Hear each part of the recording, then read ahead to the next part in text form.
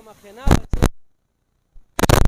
رامنځته شوې ده چې ډېر په بېدردۍ سره وژلې شوې ده، په هغې باندې تیزابه چولې شوي دي او هغه چې کومه ده په کاڼي د هغې سر مات شوی دی. احتجاجاً جنازه روانه ده او داسې په عین موقع باندې کوم خلک موجود وو نو هغه خلک موجود دي او وخت نه دی ورکول پکار ځکه چې د تابوت کې کم مړی پروت دی، کم لاش پروت دی، د هغې نه دومره زیات بیوتې ځي چې کومه زنانه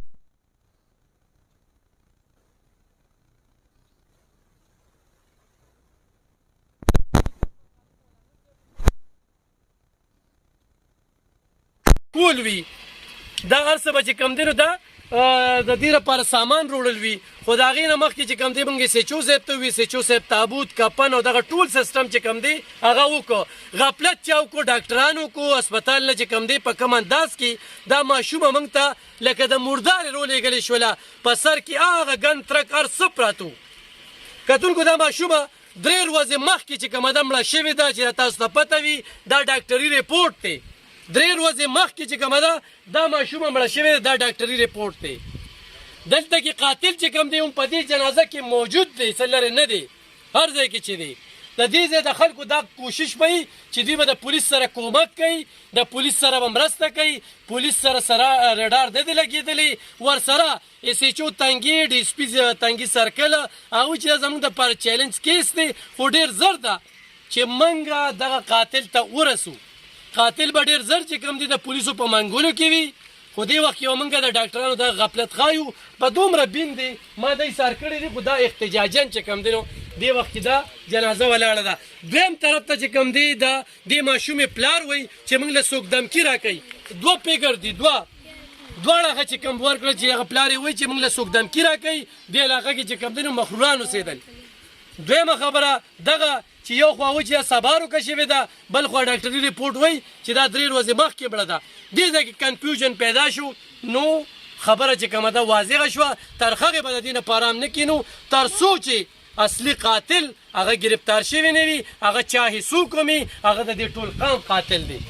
نو دې وخت کې دومره بین دی جنازې طرف ته به ځو، خو دا جنازه چې کومه ده دا ډاکټرانو په وجه باندې احتجاجاً جنازه ده چې نه چاته اطلاع وشوله، نه چاته چې کوم دی دغه وشوله، بلکل تکبیر کوئ دي او خپله جنازه به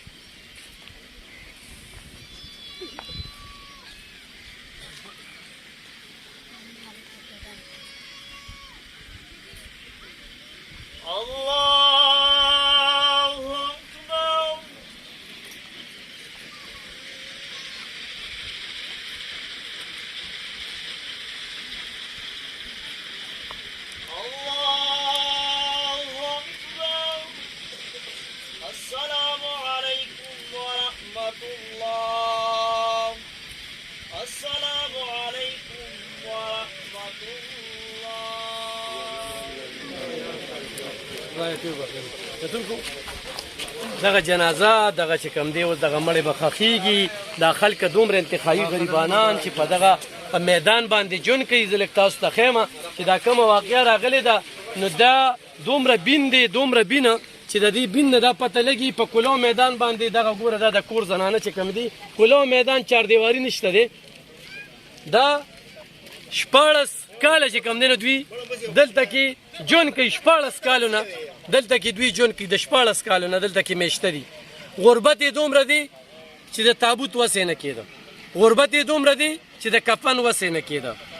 بیا دې غریبانانو نه دغه ډاکټرانو او دغه خلکو په دغه لوبې وکړې چې دغه سړي د خړ سر یې لیدلی دی یا د زړې کپړې لیدلی دي، نو هغوی پام ته دې دغه کړی، خو دوی ته دا پته نه وه چې په دې علاقه کې میډیا والا هم شته په دې علاقه کې مشران هم شته او دا خبرې به پټې نه پاتې کېږي دا کوم کار چې تاسو کو بیا هم یو وارې چې کوم دی نو زه د ایس ایچ او صاحب په دغې باندې مننه کوم ځکه چې یو ښه کار یې وکړو په دې موقع باندې او بل تفتیش چې تنګي پولیسو څنګه روان کړی دی زه مطمئن یم ډېر زر ده چې دغه ځای ته به ورسي او ډېره ورته موږ خوم اسانه کړه زموږ د دې پروګرام نه هم تاسو محسوسه کړې وي چې څوک دی ولې دی څنګه دی کوم ځای کې دروغجني شوې ده او منځ کې پکې څه دي اکثره په داسې واقعاتو کې چې کوم دی نو